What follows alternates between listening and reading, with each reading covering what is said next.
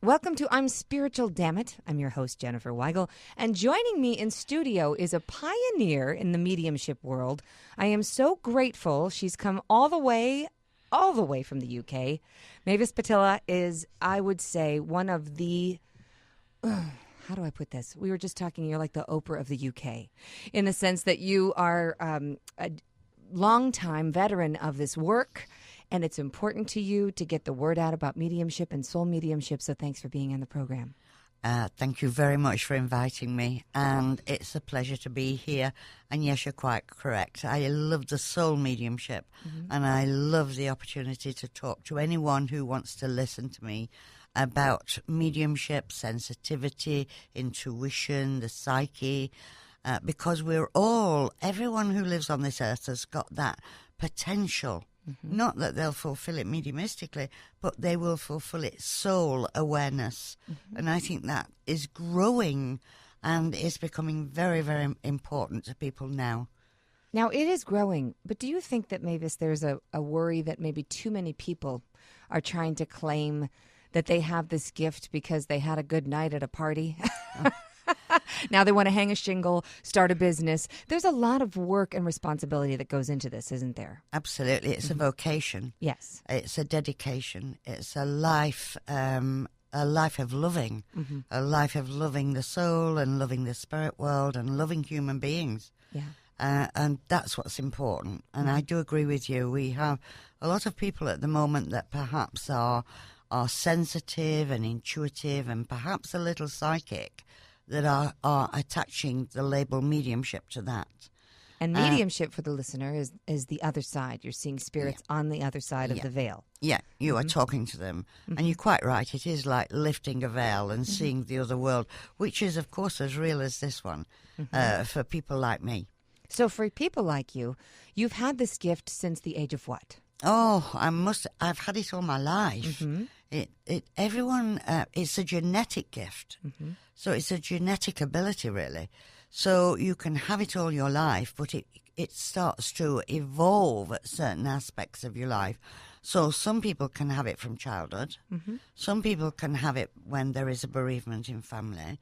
And some people like me can have a near-death experience, or I was 3 months from going to the spirit world, when the soul opens and then allows us to see very clearly the other world. But it is all within the soul before actually their birth.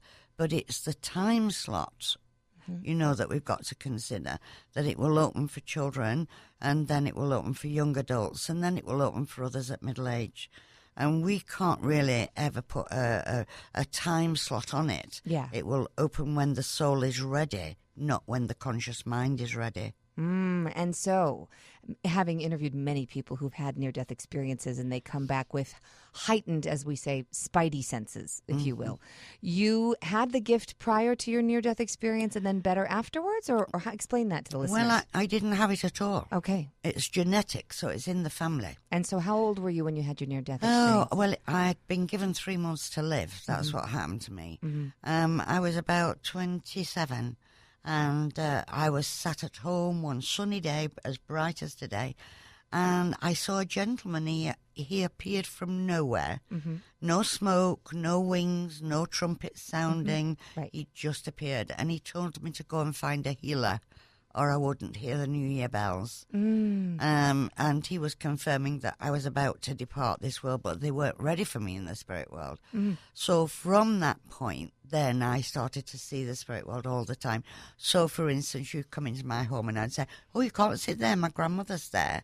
She'd been dead 40 years, But I'd say, oh, you can't do that, watch the cat. And the cat, had been dead since I was a teenager. Right. So at the beginning when you get it, sometimes you don't control it. It's out of your control. And it took you a while to learn to control it. Oh, absolutely. Was that from going to the Finley or studying? Tell me about your path in learning to control your gift. Well, I met a wonderful, wonderful, magical medium called Gordon Higginson. He was the president of the Spiritualist National Union. He was the president of his own church. He was the chairman of the Arthur Findlay College, which, of course, is the school for psychic study in mediumship in the UK. And he took me under his wing, and he sorted me out slowly but surely, because I'd say something to him and his eyebrow would raise and he'd say, "Really?" When I got it wrong, I always got "really." And I think I've carried that on, because I still say that to my students. Do you? Really? Really. And when you're teaching, because I know that teaching is really important to you, and when you're teaching others about how to use their gifts, are you asking them how they get the information, or are you going to teach them your way? Is it possible, right, with the symbols, like I see the C and the E and with the evidential mediumship? Some people try to teach their way, and then others say, "All right, well, tell me what's happening for you. I hear you're hearing it, you're clairaudient, you're clairsentient, you're claircognizant. Let's work with what you have." What is your process when you teach? I think, first of all, that every teacher, they can only give you their opinion. I see. Of how you are going to evolve. So the helpfulness is, well, I can see you using your clairvoyance, but it would be wise now to feel more the presence of the spirit. You see, for me, to feel the presence of the spirit is what mediumship is all about. So when you feel the presence of the spirit, the clairsentience opens, and then the other faculties will naturally unfold along with those. So really, you can't just use one aspect. You've got to use all the faculties of the soul. And of course, all the faculties are within the soul. And you have to actually investigate all of them, because in the spirit world, of course, you've got people that were not capable of hugging people. So they won't be able to use the clairsentience very well. Right. Some people are not good at talking. So they're not going to be able to use your clairaudience. So there are other people that are not good visionaries. So they're going to have to find another aspect of you that gives them the identification that they live. So we need to unfold all the aspects, not just one. Fantastic. But for me, the most important one is the presence of the spirit, that the spirit world can feel that they're once again in the company strongly with their family member. Fantastic. So if you have someone sitting with you, and if you're doing a reading, do you prefer to do one-on-ones? I know you love the gallery. Do you ever do one-on-ones anymore? Or is that something that you've evolved out of and prefer the gallery larger way of working? Wherever I'm called by the spirit, really, I suppose would be a good way to put it, because I love every aspect of it. I don't do many one-to-ones anymore, but basically I do a lot of assessments. So that means I'm looking at the person, looking at the psyche, looking at the soul, looking at the chakras, to see where they're going. So I do quite a number of those. And occasionally I'll do a one-to-one if I feel that it is necessary for the spirit world, because my first concern is the spirit world, that they actually feel uplifted by being amongst us again and walking with us. Let's talk about soul mediumship as opposed to just mediumship. I feel like it's taking it to a deeper level. Explain what that feels like to you. Well, if you're using mind mediumship, as I call it, you will use claircognizance and clairvoyance. So in other words, you are not involved at all soul-wise with the spirit world. You're just following the thoughts that are dropping into the mind. Got it. And you're just following the flash of the picture that comes up. Now, to me, that really doesn't give the satisfaction either to the spirit world or to the sitter. Only when the soul is, the power of the soul rises, where you allow the spirit world, the presence to be felt, that's where you start to get soul mediumship. Because then that interaction with the spirit world becomes stronger and more positive. But not only that, it should make a trinity. So the power that you have, you pass to the sitter, and then you pass to the spirit, and then it passes through you. So it's like a trinity, and I say it's from the point of light to the point of power, to the point of love. And that has to be a unity that flows constantly. And there you then have soul mediumship. How do you not get tired or hurt from doing this work? Everybody has their way of protecting themselves. Do you just think spirit protects you? How do you protect yourself? Oh, that's a tall one, isn't it, really? How do I protect myself? I don't suppose I feel I need to do. I don't feel the need or the necessity to protect myself. Okay. Sometimes you can work with people that are quite draining, but they will be the people here.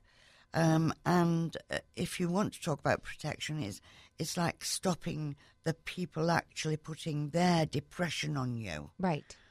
So for me, it's like I just put colour in front of myself and think, no, I've got to be able to feel this depression to help them, but I can't take it into me. So it's the colour, I would say, that stops that interaction from the impact on me. But I would never call it protection.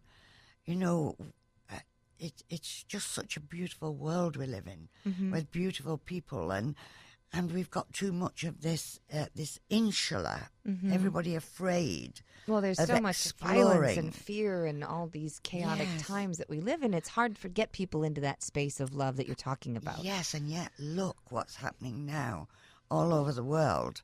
We have more people that are becoming spiritually aware, not religiously aware, but spiritually aware.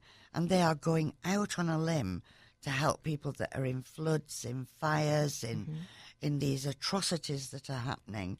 And you've got to actually let your heart open and think, God, we have this spirituality on the earth at the moment. We just have to learn to expand it and enjoy it and magnify it rather than magnify the horror and the negativity. We've got to somehow bring a change in there.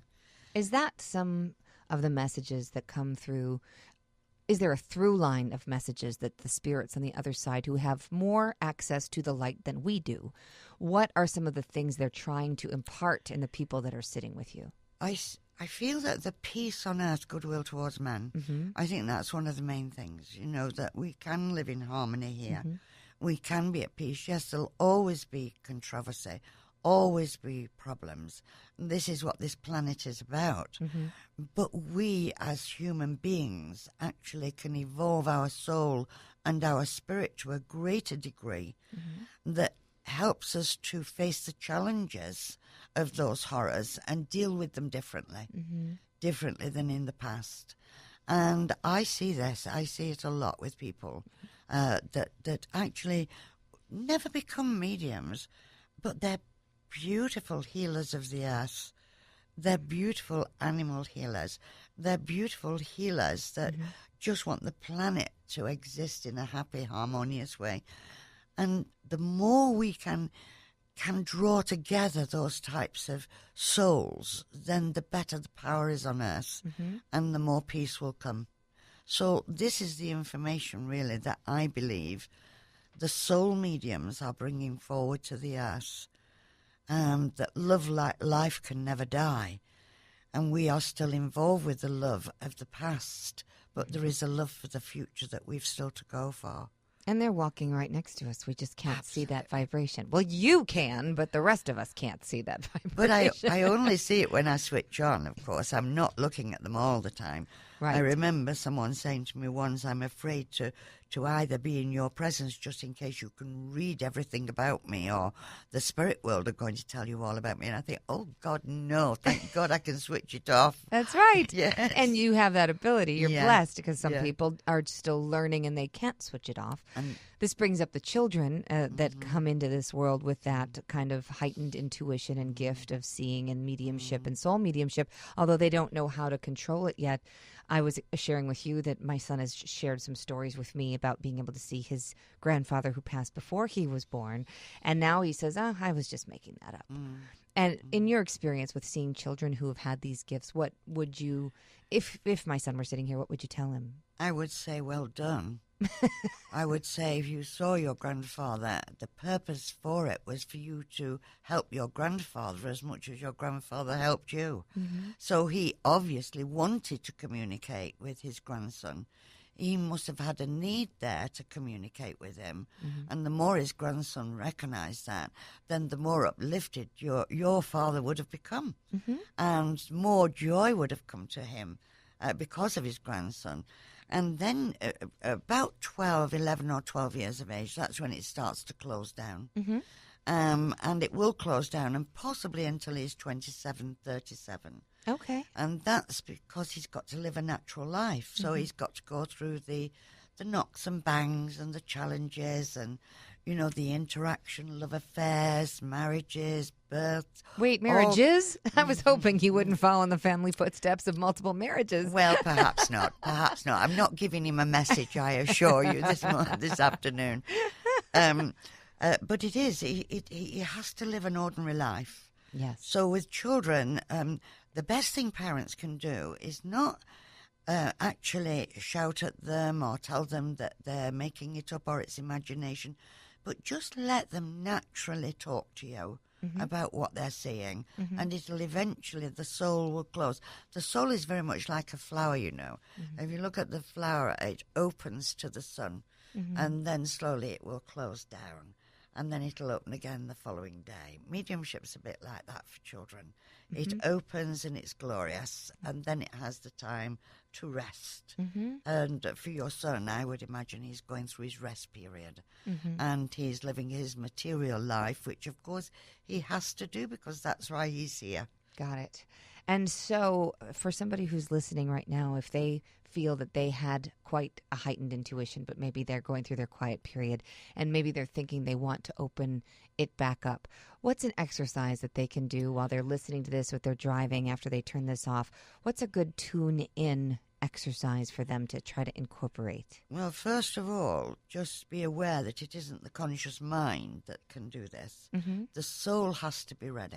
Okay. So they have to work out, first of all, is it my conscious mind that wants to do this? Or is it my awareness of my soul? For me, it's like an itch that you can't scratch. It's something you've got to do beyond. Do you understand what I mean there? Yes. And if it is that kind of unfoldment that's happening from within their being, then I would say find a very, very good teacher. Learn to sit in the power. Learn to respond and respect yourself mediumistically, and then learn to respect the source and the power that you're using, which is the God source, and then learn to respect the spirit world. So that, again, we're working with this Trinity, this idea that we all come together because of this tremendous power that's within us. So it's not the mind. You're so lucky that you're coming from the UK, where this is so much more widely acceptable. I think with Arthur Finley, that has a lot to do with it, and the fact that there's just so much more respect, I think, for psychics and mediums over there, whereas over here, it's considered, taboo. A lot of people, hang the Bible verses with it and say it's the devil's work, and they don't respect it in the way that I feel for hundreds of years it's been more respected overseas. Would you agree with that? And yet it started here. Isn't it strange? Oh, my goodness. It is strange, but we've got our ordinary mediums, we've got our psychics over there. It's not really that much different than over here, really. You have one or two that will perfect, that will allow the soul to bring forward the tremendous knowledge and evidence. But then you'll get the others that will be ordinary housewives, ordinary people that just start to work in their own way. And, some of the best mediums are never known. You know my name, but I could give you a lot of names, both from America, Australia, New Zealand, Canada, England, where there'll be names you'll never know, but they're far better. And yet they're unknown. They're unknown. And yet are they the power that actually brings peace on earth, goodwill towards men? Amazing. And they're doing it because it's something, like you say, it's the itch they can't Yeah. scratch, but they want to keep serving. And Yeah. that's what I think a lot of, unfortunately, here in the States, we see the ego get overwhelmed. Everybody gets on a track of, I need a TV show, I need a book, I need this. My entire reason for doing these conversations is to expand consciousness and make this more of a regular topic instead of the other topic. This should be mainstream always. And I feel that it's happening. There's a swell starting to rise where people are just saying, I'm mad as hell and I'm not going to take it anymore. Yes. They want more. They know there's more happening. The coincidences are happening. So much so the signs from the other side. What are some of the ways that the spirits, I know this answer, but some of our listeners might not.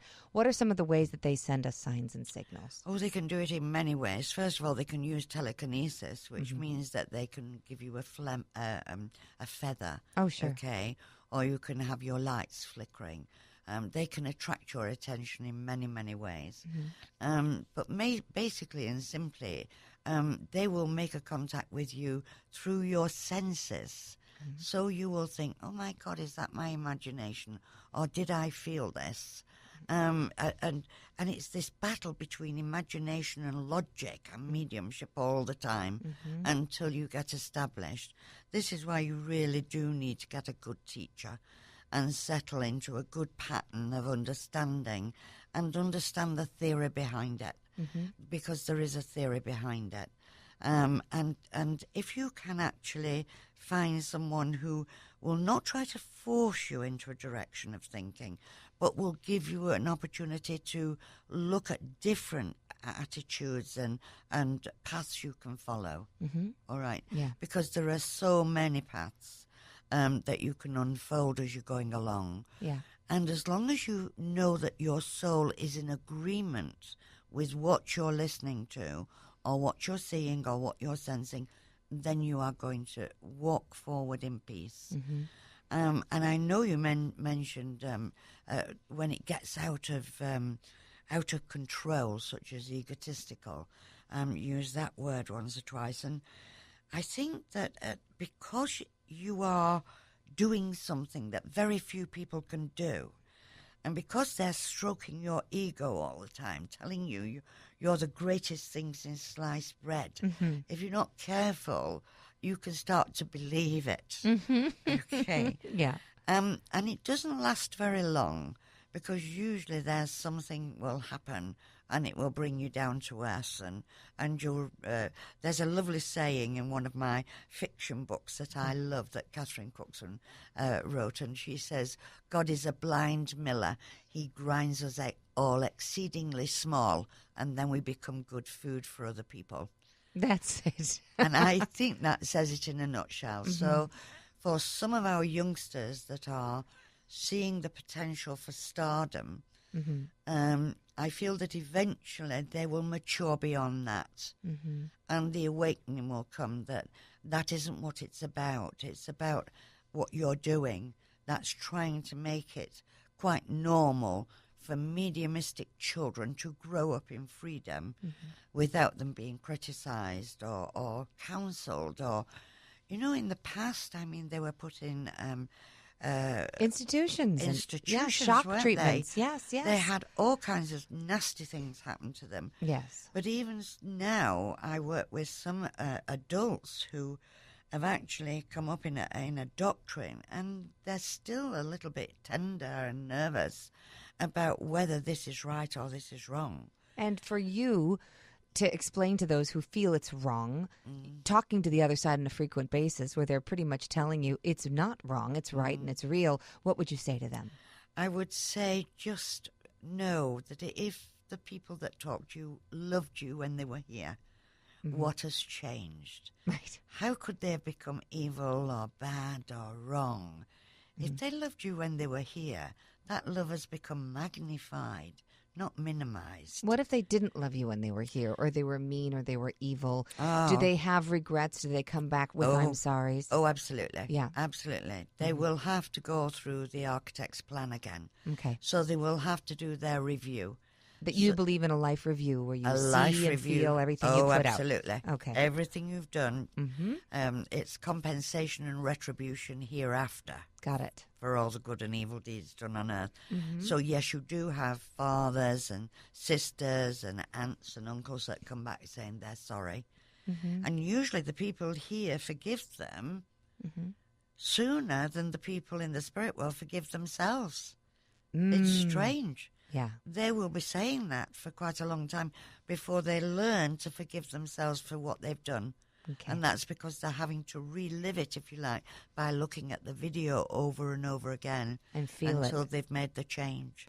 And then do you feel we have the right, or the choice, rather, I should say, to come back, be recycled, and take on the challenges again? I think you have a choice. I think that the choices are there. That because there's eternal progress opened in the spirit world. So there are worlds within worlds over there. So we can still grow and we can still learn. And we still have personal responsibility once we're there. So consequently, as we evolve in the world of the spirit, we are learning to understand what our personal responsibility is. Which is to be the very best we can, open the soul and the spirit of ourselves to serve humanity and the spirit world. So we have the opportunity to do that in the other world. In the other worlds, I should have said there. You don't necessarily need to come back here. Right. You can do all that learning over there. Absolutely. For those who are feeling in sort of victim land, a lot of people that say, oh, well, I shouldn't have lost my child, or I shouldn't have had that car accident and lost use of my legs. Or are these things that we take on as, do you believe we sort of choose our life path and the challenges that we will face? I've heard some mediums describe it like we're picking our college courses before we take on this body, before we take on this where we pop up. And then we take on all these challenges, and because there is technically no, quote, death, even when something dies or someone dies or a part of us dies, it's all part of the lessons. Is that part of your belief system? To a degree. Okay. But I think if you're talking about car accidents and you're talking about certain things, it's the choice. The conscious choice that somebody makes to be in that car on that road at that time. It's not random chaos? No. Okay. No, it'll be the conscious mind will have said, I'm going out, I've got to be there for 7:30, so I do have to speed, so I do have to be in the fast lane. So even though the soul might say, slow down, move over, if the conscious mind doesn't want to do, then it will go forward. So sometimes I feel that people will get an inspiration from an intuitive thought from deep within their being. And if they follow that, then perhaps that's part of their life plan too.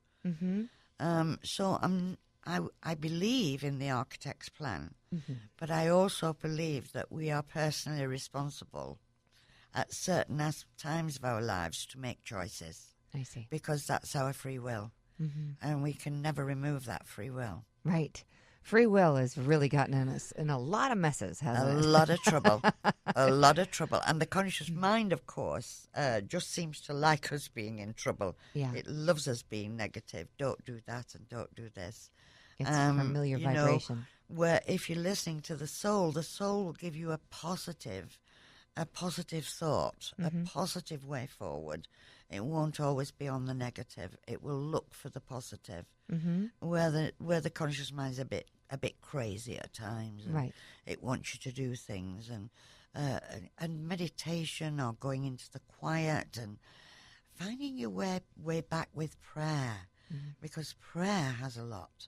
This God source, we know he's not a man sat on a throne. Right. We know he's a power. But it's a tremendous intelligence, actually, that keeps this whole universe moving. So if we can still go to that universal source and ask for that divine intervention in our lives and then know it's going to happen and allow our souls to work, then we should feel uplifted. We should have a more positive life experience. When you do the galleries and you get the evidence so that people know that this is Uncle Hal or this is Aunt Jane, Do they also give psychic information? I've had some mediums that say there are some psychic messages that are occasionally up, don't marry Joseph or whatever, or, be careful when signing up for school. Is that something that helps sort of with the soul mediumship to help the sitter get the most out of the experience? I'm not sure in the gallery. I think the galleries and the demonstration should be about the evidence. Mm-hmm. Yes. And I don't like the dropping into the psyche. Got it. In a gallery reading, because I don't think it's necessary. Mm-hmm. But I do think if they're coming for a one-to-one, then you can't help but drop into the psyche. So I would estimate that a really good medium will do perhaps 40 minutes psychic and 60 minutes if they're doing an hour sitting. Mm-hmm. I only think you should work for half an hour, but I know they work longer over here. Yeah.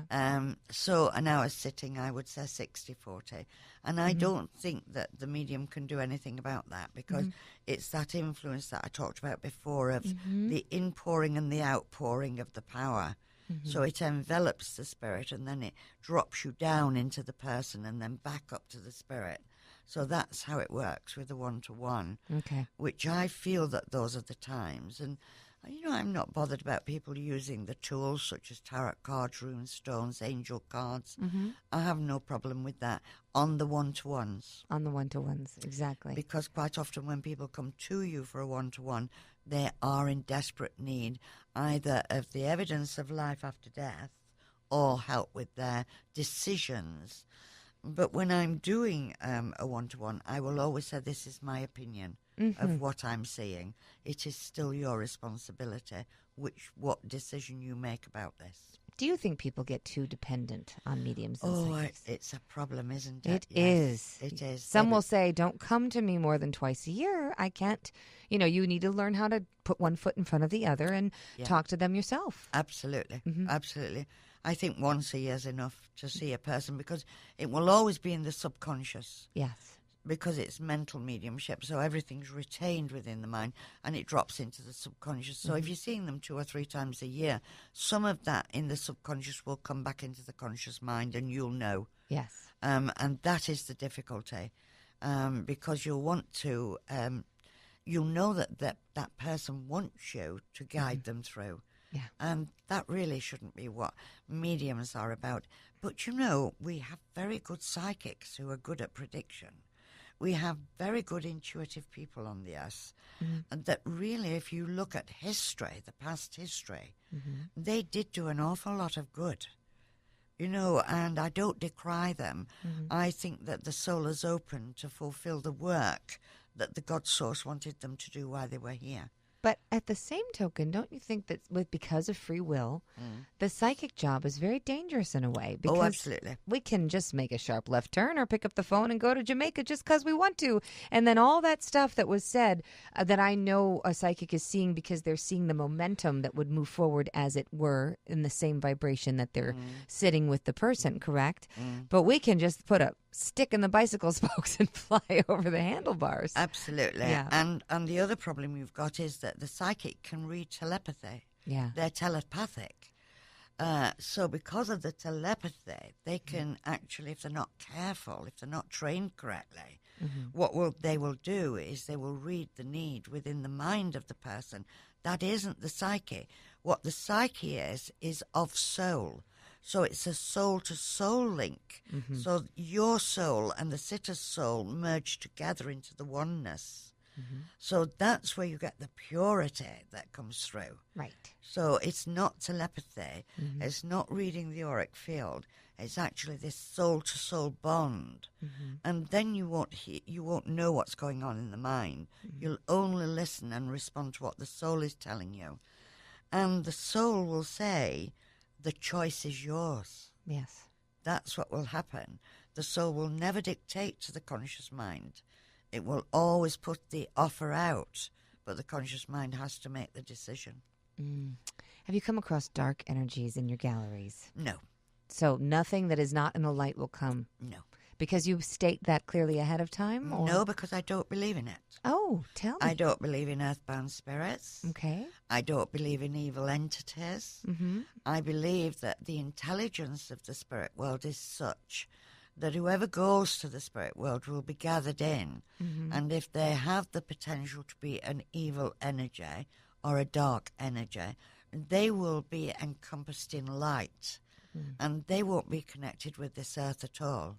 But, you know, you can make a lot of money by saying you've got an evil energy around you. Right, and for $5,000, we'll get that curse. Absolutely. And that's another thing people have to be responsible for. If somebody is dangling that kind of price tag for their work for you to be able to move forward in peace, you are being ripped off, everybody. Absolutely. Right? Absolutely. Yeah.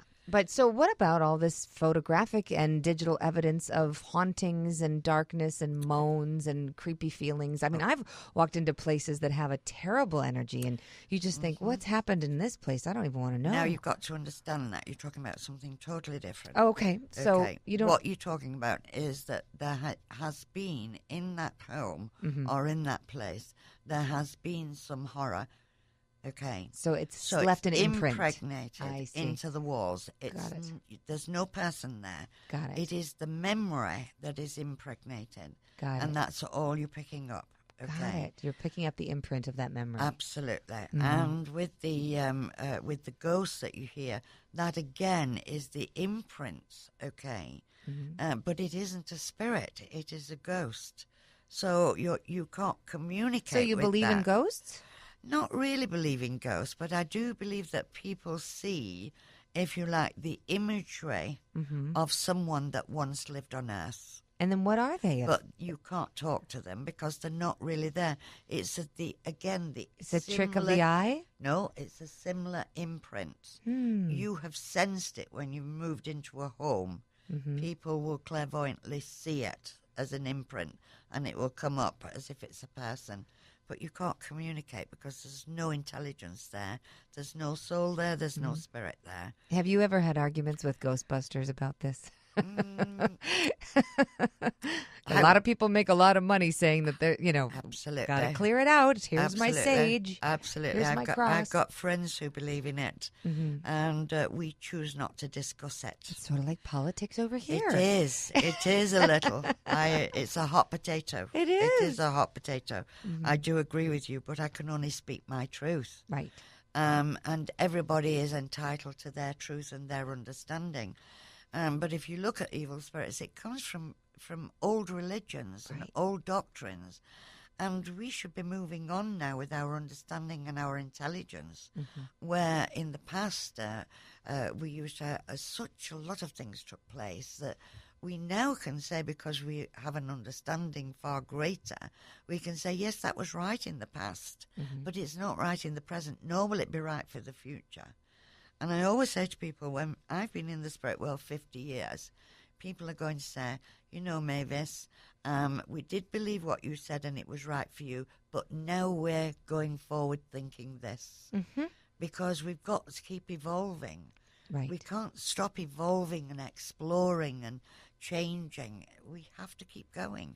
Because if we don't, we'll suffocate and we'll have nothing. And once again, it'll become a dogma. Right. And we don't want dogmas anymore. No, in fact, that's why I tell people we have to keep asking questions, because that's how we gather more evidence.